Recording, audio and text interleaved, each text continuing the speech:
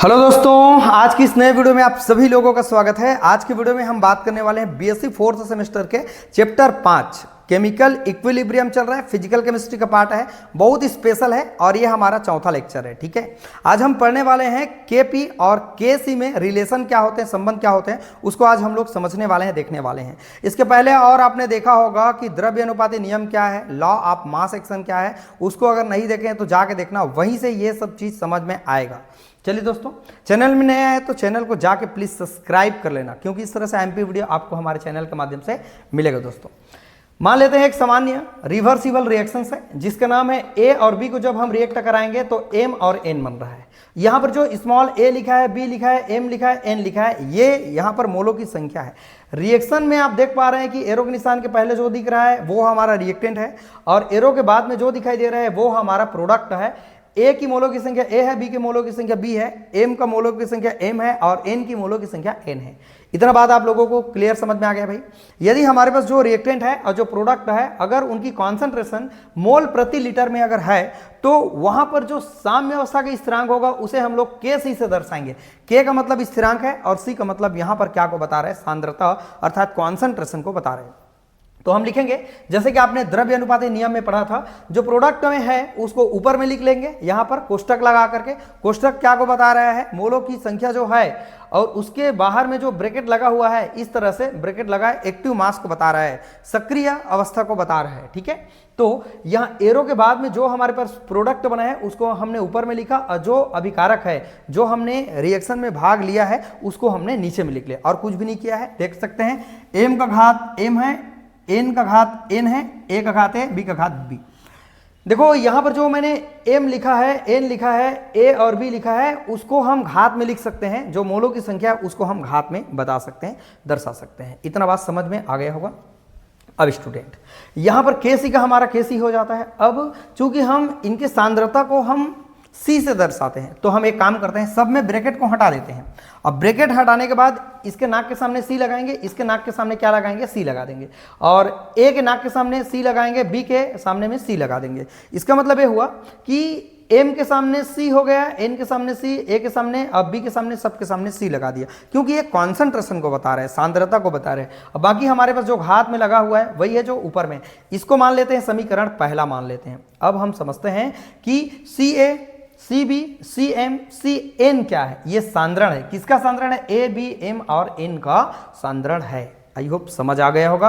अब दोस्तों यदि हम जो अभिक्रिया ले रहे हैं, जो अभिकारक और जो प्रोडक्ट ले रहे हैं, अगर गैसीय अवस्था में हो तो हम गैसीय अवस्था के लिए A M, A B M और एन अवयव के लिए गैसीय अवस्था में हो तो साम्य अवस्था स्थिरांक इक्विलिब्रियम कांस्टेंट क्या होगा, के और पी हो जाएगा।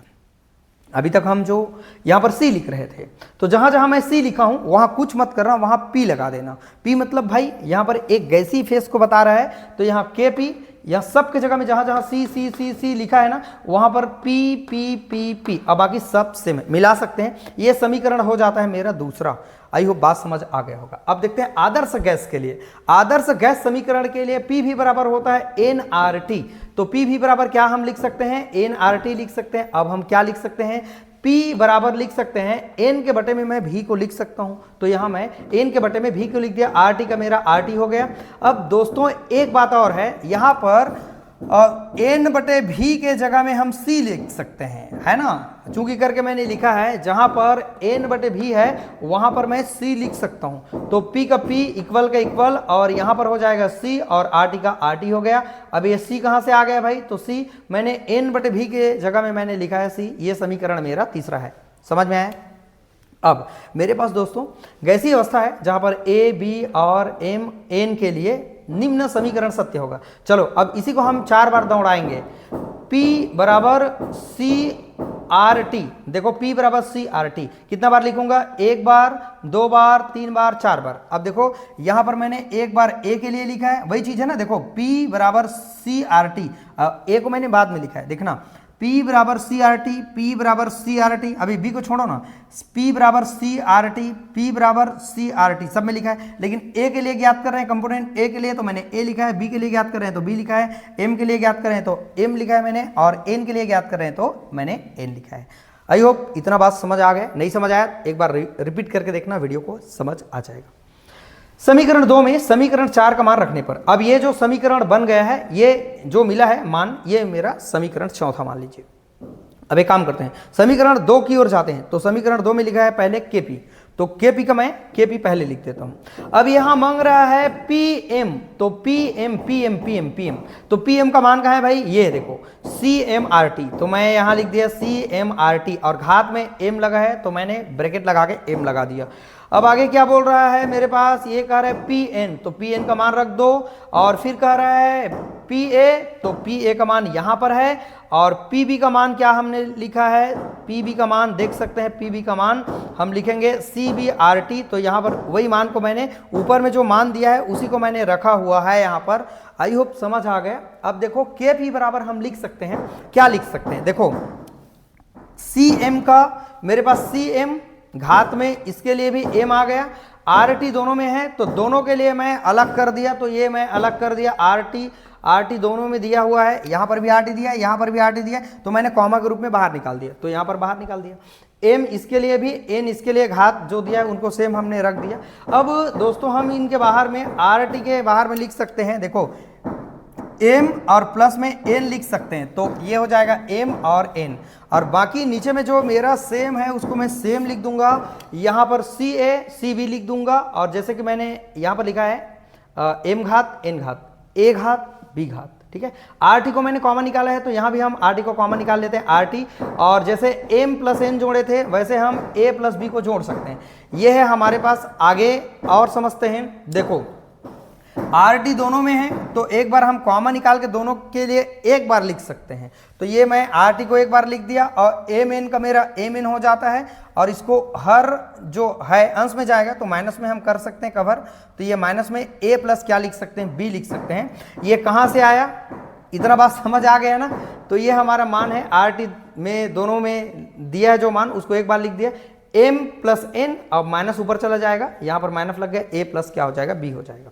अब देखो Kp का मेरा Kp हो गया इक्वल की इक्वल। अब इतना के जगह में देखो, इतना के जगह में कहीं पर दिखाई दे रहा है समीकरण 1 से, देखो तो इतना के जगह में क्या मान मिला है, ये हमको इतना जो दिया है ये किसका मान है, किसका मान है, Kc का मान है, तो इतना के जगह में मैंने लिख दिया Kc, और RT का मेरा RT हो जाता है, और इतना के जगह में m plus n minus a plus b के जगह में मैं लिख देता हूँ डेल्टा n लिख देता हूँ। तो डेल्टा n किसके बराबर है, m plus n minus a plus b का हमारा मान है।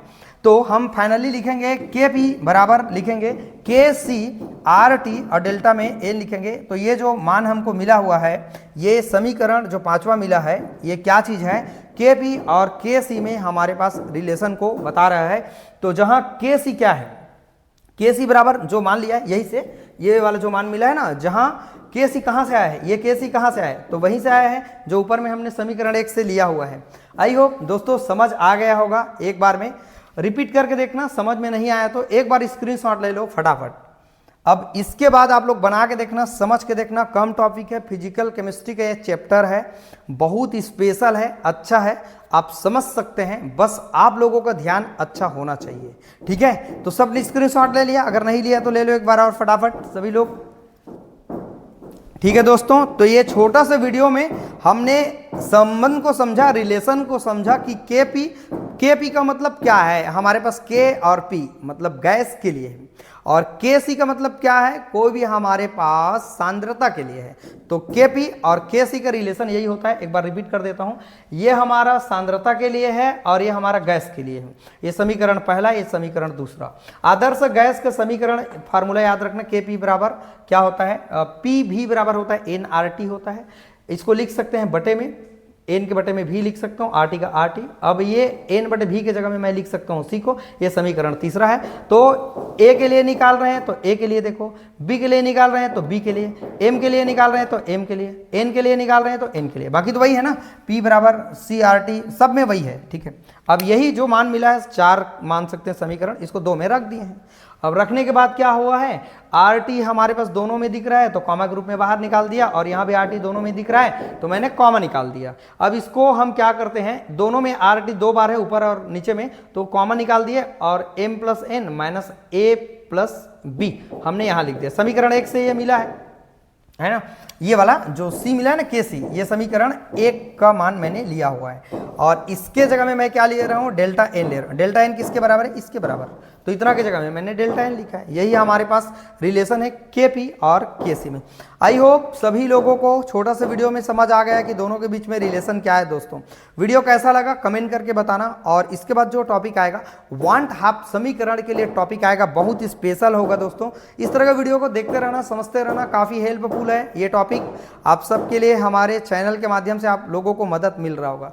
चलिए दोस्तों वीडियो को देखते रहना, समझते रहना। वीडियो अच्छा लगे तो लाइक कमेंट कर देना और आपके यूनिवर्सिटी कॉलेज का नाम आप सभी लोग जरूर बताना। चलिए दोस्तों वीडियो को वॉच करने के लिए थैंक यू सो मच।